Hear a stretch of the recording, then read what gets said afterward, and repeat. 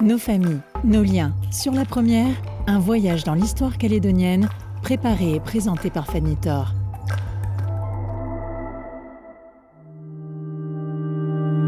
Bienvenue chez Geneviève et Jean-Pierre Mestre, sur les hauteurs du centre de Nouméa pour discuter de l'installation dans les années 1930, de leur famille en Nouvelle-Calédonie et des domaines très divers dans lesquels nombre de ses membres se sont illustrés dans l'histoire contemporaine du territoire.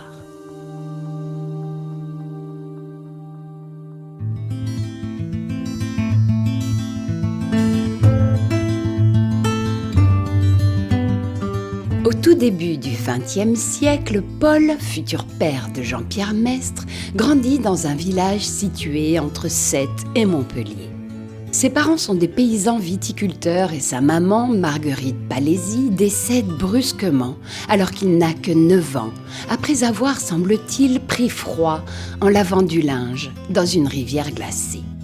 Son époux, Joseph Mestre, élève alors seul Élise, leur aînée, et le petit Paul qui, malgré ses origines très modestes, fait de brillantes études après avoir été au collège de Sète, aux côtés du futur grand homme de théâtre, Jean Vilar. Sous les cieux d'une France meurtrie. Adulte, Paul Mestre épouse Gabrielle André, une jeune femme de son village, dont le frère, Louis, était un médecin militaire qui était venu en Nouvelle-Calédonie dans les années 1920 à bord du Jeanne d'Arc dans le cadre de ses missions.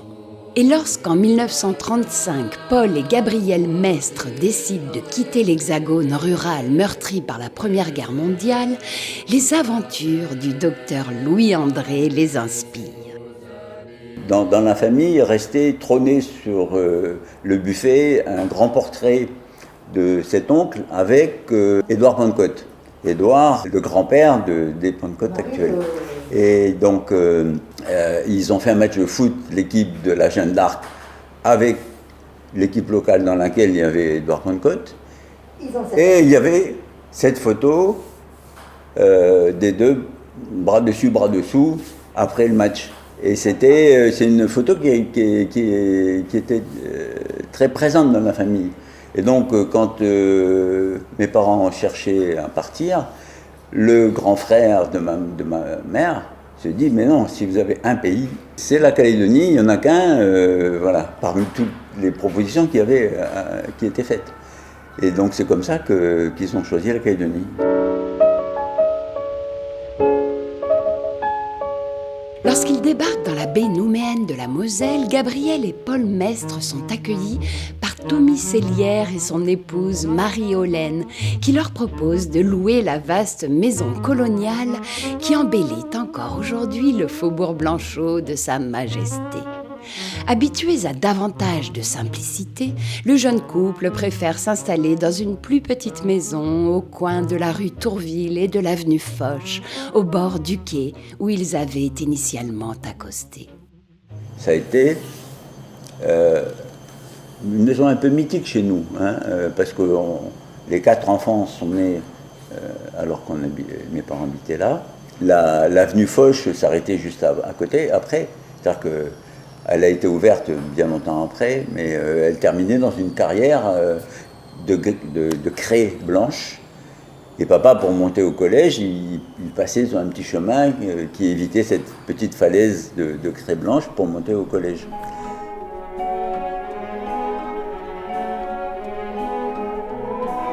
Paul Mestre avait en effet été nommé professeur au collège La Pérouse avant qu'il ne devienne un lycée et lorsqu'il se situait dans les locaux de l'actuel collège Baudoux.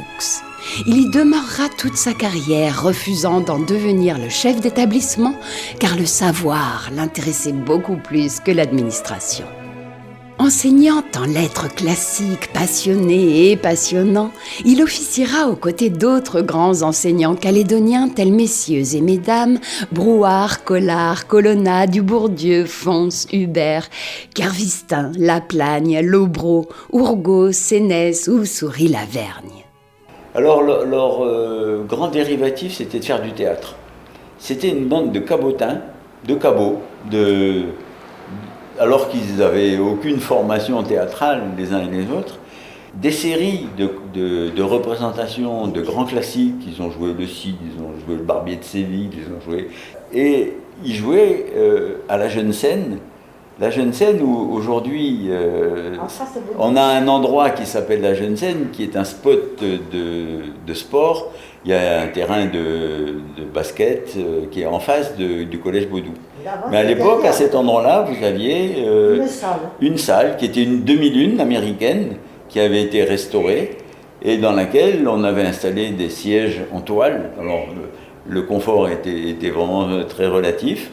Mais il y avait une belle scène, il y avait un trou du souffleur même, il y avait des arrière-scènes, il y avait des rideaux dans tous les sens. Et là, pendant des années, toute l'équipe de profs, et puis des gens de Nouméa également qui s'intéressaient, on jouait les grands classiques et c'était vraiment remarquable. Il y a des photos encore aujourd'hui de ces événements où ils étaient en grand costume. Alors c'était un petit peu décalé dans le Pacifique, mais voilà, c'était un moment important. De 1939 à 1948, Paul et Gabrielle Mestre auront 4 enfants. André, Jacqueline, Anne-Marie et Jean-Pierre. À 2 reprises dans les années 50, à l'occasion des fins de contrat de Paul, la famille Mestre repart en métropole, puis finalement revient sur le Caillou, où elle se plaît décidément davantage.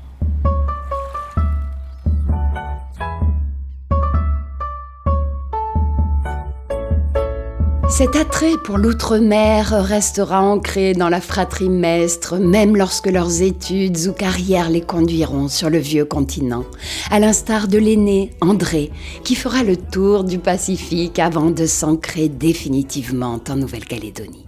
André va partir faire sa médecine très vite. Il va rentrer dans l'armée, il va être médecin militaire, donc il va faire l'école de Bordeaux, l'école des médecins militaires de Bordeaux, des médecins de la marine, et il va, à l'issue de cette période-là, servir pendant près de 3 ans dans la marine, à Mururoa, où il va participer à une dizaine de tirs de la bombe atomique, dans des conditions extrêmement extravagantes aujourd'hui, quand on voit des photos où ils sont sans protection et on voit le gros champignon derrière eux qui explose, et les gens n'ont pas plus de protection que ça, ils n'ont aucune protection même. Donc à l'issue de cette période-là, il va rentrer sur Bordeaux, une fois que la série de tirs à Mururoa se termine.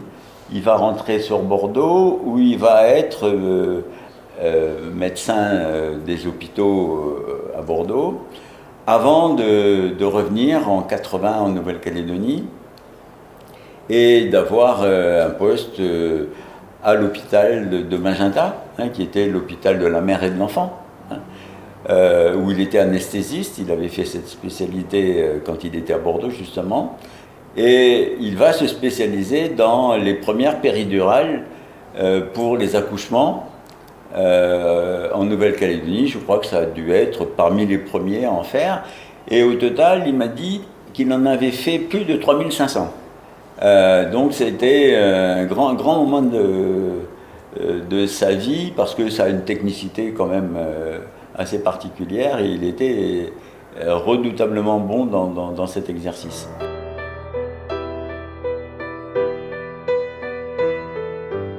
D'origine charentaise, Anne-Marie Barrault, l'épouse d'André Mestre, se sera aussi beaucoup engagée pour la condition de la femme en Nouvelle-Calédonie, en tant que gynécologue obstétricienne, mais aussi en tant que cofondatrice en 1992, aux côtés de Marie-Claude Chibaou, de l'association SOS Violence Sexuelle, rebaptisée aujourd'hui SOS Victimes. Elle deviendra aussi, en 2017, membre du comité des sages mis en place par le Premier ministre à l'occasion des référendums sur l'indépendance du territoire. Calédonie,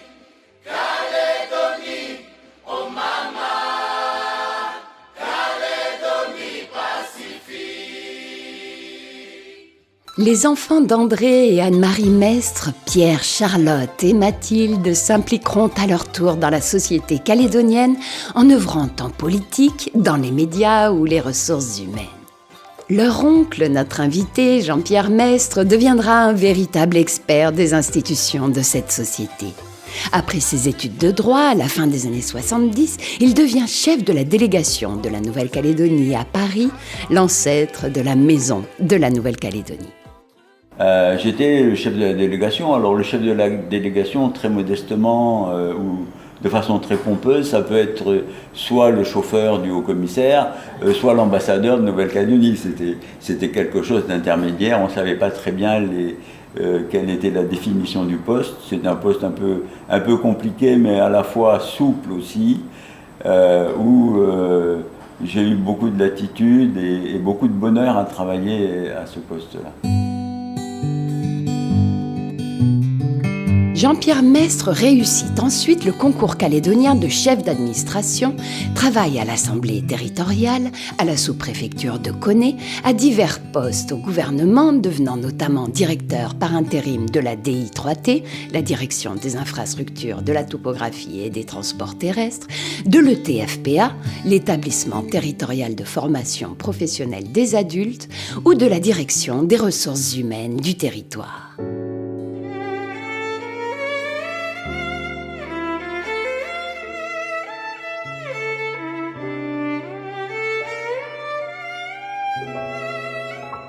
Son épouse Geneviève Fabre était la fille de vignerons pour lesquels il avait fait les vendanges au nord de Béziers, alors qu'il était encore étudiant.